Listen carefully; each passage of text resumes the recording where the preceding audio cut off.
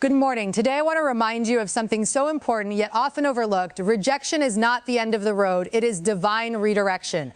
Gabrielle Bernstein teaches us that when life says no, it's not because we are unworthy or because we have failed, but because there is something greater waiting beyond what we can see. Every rejection, every closed door, every disappointment is not a punishment, it's protection. It's the universe guiding you away from what is not meant for you and towards what will serve your highest good.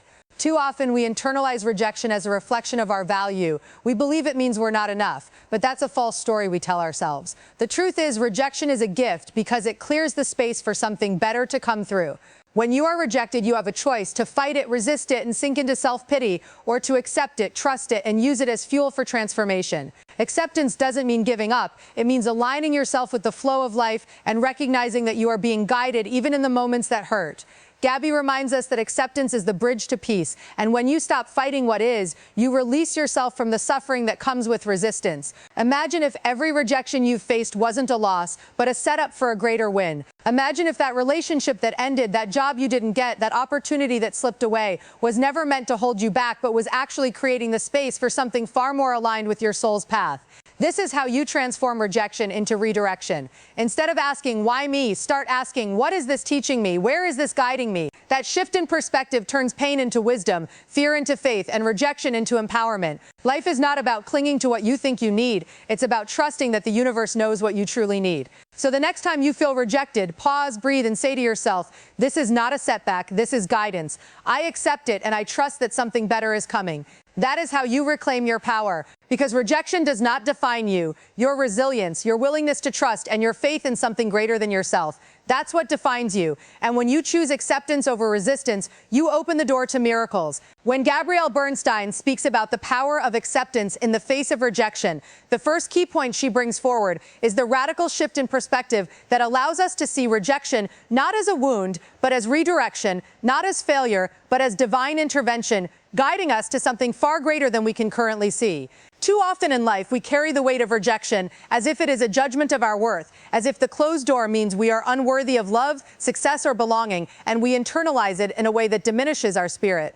But Gabby reminds us that the universe is always conspiring in our favor, even when it doesn't feel like it, and that rejection is often the universe's way of saying, not this, because I have something better for you. The shift in perspective here is crucial because when you see rejection as protection instead of punishment, you immediately release the chains of self-doubt and victimhood. You no longer allow the no to break you. Instead, you allow it to shape you, to reroute you, to refine your journey. Rejection in this light becomes a sacred tool for growth, a compass pointing you away from misalignment and toward true alignment. This requires a willingness to step back from ego, because the ego clings to control. It wants to force what it desires. It wants to prove its worth by being accepted. But the soul knows that acceptance by others is not the ultimate goal. Acceptance of life as it is, trusting the higher order, that is where peace resides. When you adopt this mindset, every rejection becomes a message, every setback becomes a signal, and every closed door becomes a redirection towards something greater. Think about the times in your life when you faced rejection and were convinced it was the end of your dreams. Yet months or years later, you realized the rejection was the best thing that could have happened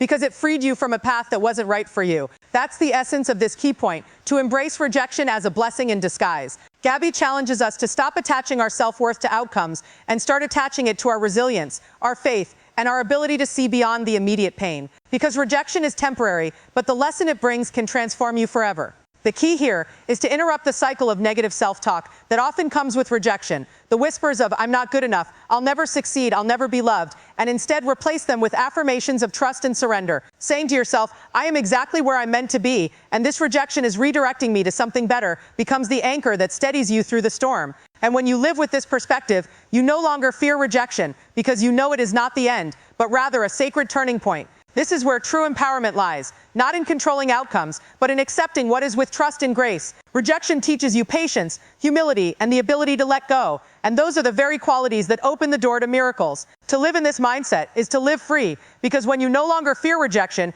you no longer give away your power to circumstances, people, or opportunities outside of yourself. You recognize that your worth is unshakable, your path is divinely guided, and nothing that is meant for you will ever pass you by. That is the gift of seeing rejection as redirection, and it is the foundation upon which peace, growth, and divine alignment are built. She speaks about rejection as learning how to heal the emotional response that follows it, because rejection is not only an event, it is an emotional experience that leaves an imprint on our hearts and minds, and if left unhealed, it can grow into patterns of fear, self-doubt, and resistance to life. The moment someone says no, the job doesn't come through, the relationship ends, or the opportunity slips away, the ego immediately interprets it as an attack on our worth, and the heart carries the sting of being unwanted or unworthy. This is why so many people build walls after rejection, why they avoid risk, why they choose safety over possibility, because deep down they fear feeling that same pain again. Gabby invites us to lean into that pain instead of running from it, to feel it fully without judgment, and to recognize that healing begins not when we suppress rejection, but when we honor it as part of our journey. She teaches that we must shift our response from "why did this happen to me?" to "what is this teaching me?" because that shift alone changes rejection from a wound into a doorway for growth. Healing requires compassion for yourself. It requires you to stop beating yourself up for not being accepted, and instead to comfort yourself the way you would comfort a dear friend. When you are rejected, your inner critic tends to get louder, feeding you lies that you are not enough.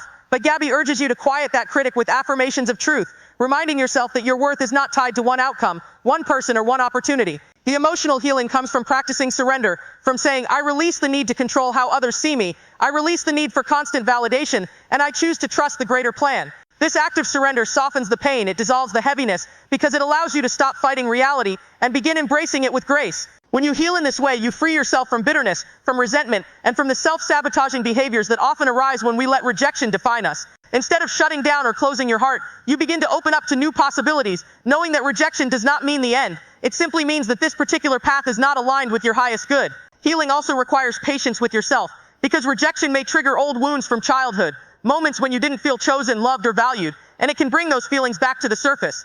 Gabby reminds us that healing rejection is really about reparenting yourself, giving yourself the love, reassurance, and acceptance that you may not have received in the past. Every time you meet rejection with self-love instead of self-loathing, you are rewiring your nervous system to trust life again. You are teaching your heart that it is safe to hope, safe to love, safe to try again. And when you release the emotional grip of rejection, you stop carrying the past into your present, which means you can show up in your life fully, without the baggage of old wounds. This kind of healing transforms rejection from a source of fear into a source of freedom, because once you've healed the pain, rejection loses its power over you. It no longer defines your decisions, your identity, or your willingness to move forward.